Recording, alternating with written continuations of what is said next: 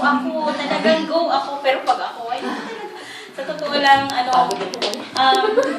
cornyhan ako, hindi ko alam kung paano mag-react, hindi ko ma-imagine sarili ko i-surprise, tapos bigyan ng message, parang ayaw ko lang gano'n. Pero, salamat. You really surprised me. And you made, talagang sabi ko nga, 39 years, Lord, I'm celebrating my 39th year. Kasi ko nga, Bisaya na. Imagine ko, paano nga ba? How would I celebrate it? Simple lang. Galing sa duty, siguro magluluto. Yung ganun, sabi ko, ano lang. Pero, salamat sa inyo. Thank you for the effort talaga. Surprise cute. Talaga ngayon ko lang pag naisip ko yung mga tawag-tawag ni Mike, yung mga drama.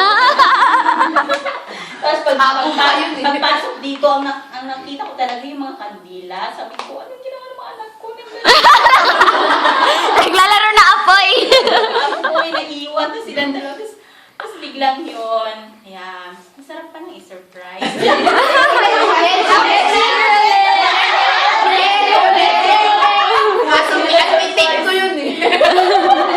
Hindi, talagang kung kayo masaya, ako po inubos na talaga pong nagpapasalamat for all the efforts at sa inyong presensya po at salamat sa lahat ng inyong mga messages.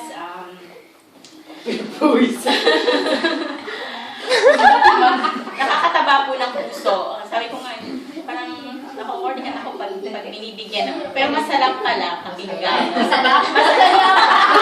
Masala.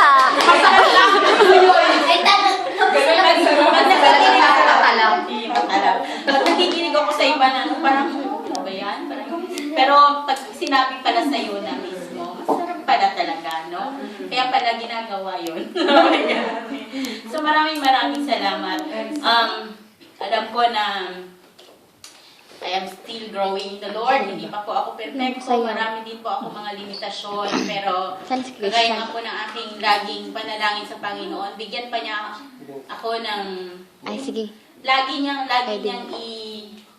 ano sa puso ko ba yung bang magmahal na magmahal ng bonggang-bongga na especially for souls. Ay, sayaw mo na. Passion for souls. Sayaw mo na.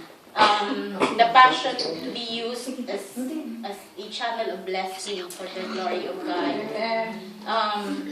May mga limitations din po ako sa inaano ko sa Panginoon. Lord, turuan mo ako laging magmahal na yung bang hindi ako napapagod, na hindi ako magrereklamo.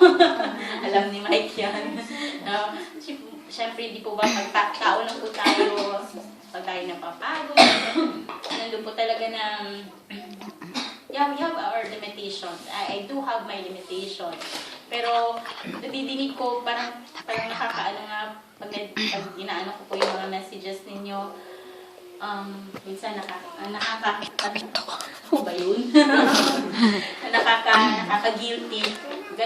Ganun ba yung dating ng ginagawa ko? So, to God be the glory po sa lahat ng mga, napakasarap pakinggan ng inyong mga messages. And sabi ko lang,